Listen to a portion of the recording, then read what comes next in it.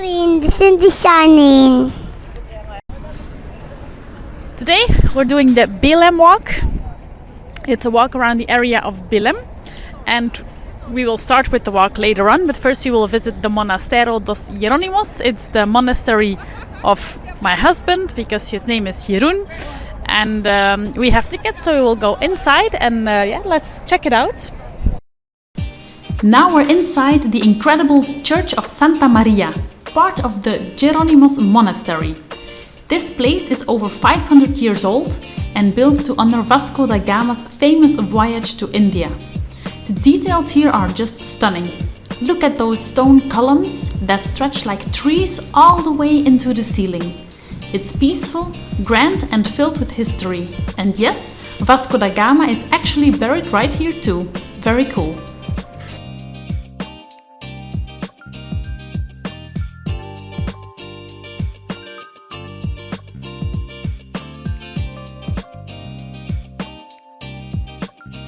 Welcome to the Jerónimos Monastery, one of Lisbon's most magical landmarks. This massive building was started way back in the 1500s to celebrate Portugal's Age of Discoveries. Can you imagine?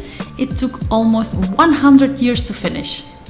The architecture is called Manueline style, super detailed with ropes, ships and sea creatures carved right into the stone. Every hallway, every arch is like a work of art. The monastery was home to monks who prayed for sailors heading off on a long ocean voyage. And fun fact, it was built with the money from the spice trade, especially from all that sweet Indian pepper. Today it's a UNESCO World Heritage Site. And it's easy to see why. From the peaceful cloisters to the echoing church, it's like stepping into a history book, only way cooler. The monks used to live in Lisbon. You see a lot of details and elements that relate to the sea here, because you know the ones that were discovering the new lands on the other side of the sea would came here to pray and have a bit of extra luck before going across the ocean. So that's why you have a lot of resemblance with the ocean here, and you can see a lot of details. So when you're visiting with children, you can ask them to see how many different animals they can find, because you have a lot of different animals hidden in this building, and it's a nice quest when visiting the monastery. We're in the Botanical Garden next to the Monasterio of Jerónimos. It was a €5 entrance, so it was €10 for the both of us. It's a nice and quiet area where you can enjoy a stroll, and something told me that there are also turtles here, so Gabriela will look for some turtles. But now she just wants a drink, so let's check out the cafe or something. We didn't find turtles, but we did find a lot of peacocks. And I guess they're used to the visitors because they were not shy and came straight at us to see if we had any food. The park was, besides the peacock, actually empty. There were no visitors except us. So it was a nice stroll. There was no cafe. We wanted to drink something, but that was not possible. I think it's worth a visit, but we stayed for like 20 minutes or something. So it's not a big attraction, I would say.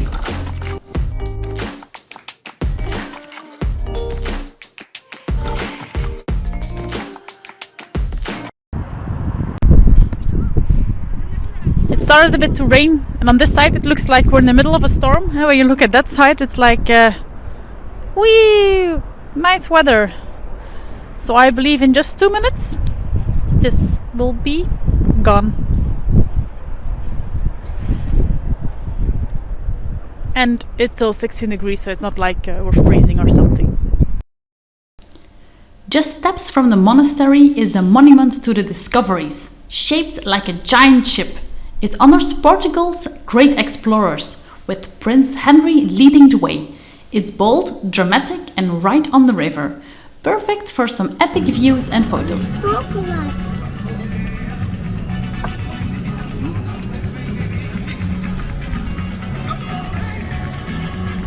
We are at the Torre de Belém. Where are we, Gabriela? In the Torre de Belém. Torre de Belém. The Torre de Belém. Almost. This is a tower built centuries ago We are now closer to the Atlantic Ocean, and this was built to see whether there are, ships, enemies coming in, whether there are pirates coming in to steal from the city. So there were people in here. Yeah. There were people in here that were Yeah. looking. Like, are there any pirate ships coming? The power chips. Yeah, because it's further away from the city. So they were still close enough to alert the city when something bad was happening. Anyways, the tower, as you can see, is closed for renovation. It will be open in spring 26, so when you all visit it at that time, that will be pretty much okay. For now, we unfortunately can't enter. Yeah. Yes. Yes.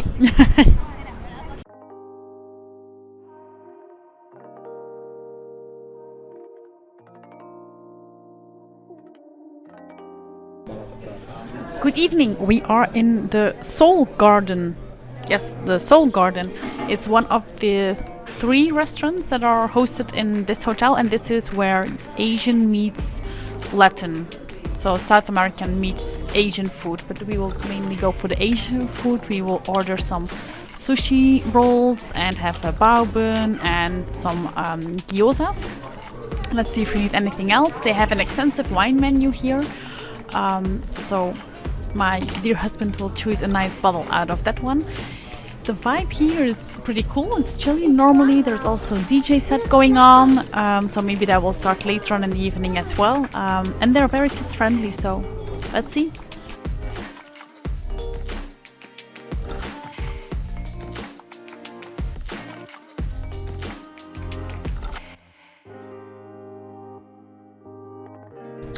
These good. It's good. It's chicken and rice.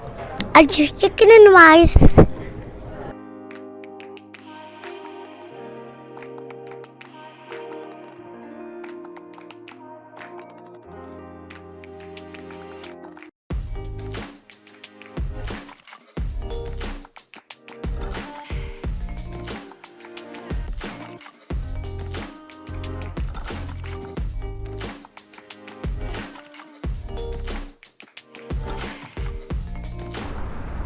All. This is our last day in Lisbon, and we have a flight this evening, so we did the checkout in the hotel at 12, and now we are here at the zoo because our hotel is next to the zoo, and we will spend the remaining 4 or 5 hours here. I believe they have a very nice dolphin show, so I'll try to check that out, and then let's see what kind of animals will surprise us here. Welcome to Lisbon Zoo, one of the oldest zoos in Europe. And it's full of surprises.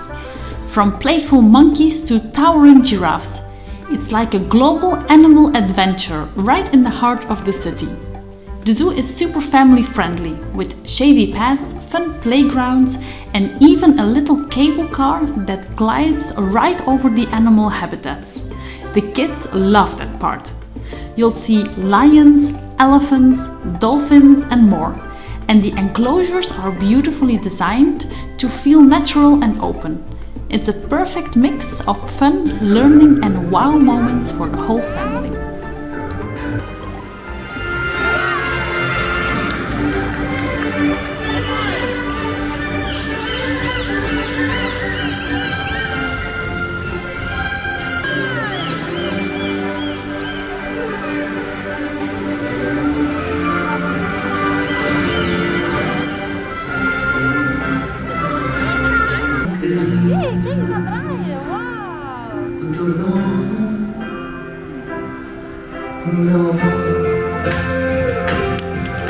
And now it was time to enter the cable cart. The cable cart goes all the way over the park. As the park is on a big hill, it is a good way to get an overview on all the animals and to check if you saw them all.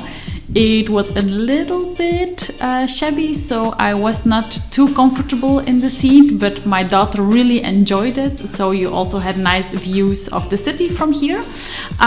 This is the last thing we did before we went to the airport, so this is the end of our little family getaway.